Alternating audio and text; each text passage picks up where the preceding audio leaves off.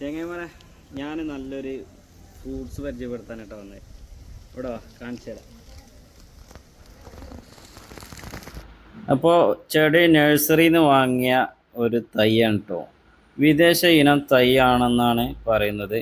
അപ്പോൾ ഇതിൻ്റെ കായ ഒന്ന് കണ്ടു നോക്കി. നല്ല ഓറഞ്ച് മഞ്ഞ കലർന്ന അടിപൊളി ഒരു പഴം.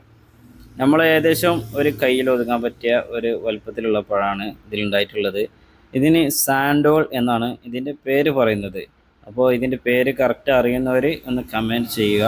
ഇത് തന്നെ ആയിരിക്കും എന്ന് ഞാൻ വിചാരിക്കുന്നു. അപ്പോൾ സാൻഡോൾ നല്ല നല്ല അടിപൊളി ഫ്രൂട്ട്സ് ആട്ടോ. 2 കായ ഇതിലുണ്ടായിട്ടുണ്ട്.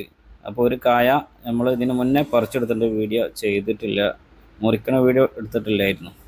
അപ്പോൾ ഒന്ന് കാണിച്ചു തരാം. നമ്മുടെ ഇതിൻ്റെ ഉള്ളിൽ ഉള്ള കായ എന്ന് പറഞ്ഞാൽ നമ്മളെ കൊടംപുളി റംബുട്ടാനൊക്കെ അല്ലേ, അതുപോലെയുള്ള ഒരു ക്രീമി ആയിട്ടുള്ള ഒരു ഏതളായിട്ടുള്ള ഇതാണ് ഉള്ളിലുള്ളത്. അപ്പോൾ അതിൻ്റെ തോടാണ് ഈ കാണുന്നത്.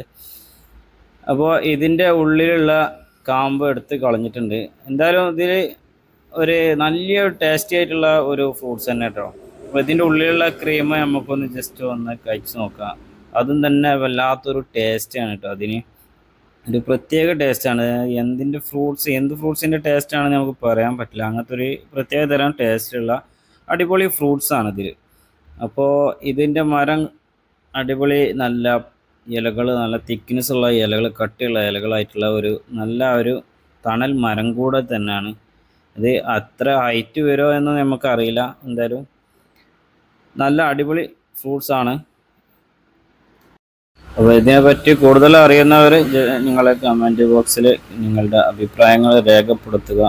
നല്ല അടിപൊളി, കാണാൻ തന്നെ നല്ല ഭംഗി കേട്ടോ. മരം നല്ല പച്ചപ്പ് നിറഞ്ഞ നല്ല കട്ടിയുള്ള ഇലകളായിട്ടുള്ള നല്ല അടിപൊളി ഫ്രൂട്ട്സും.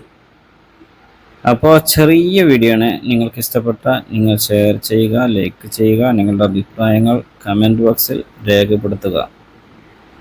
പുതിയ വീഡിയോയുമായി വീണ്ടും കാണാം.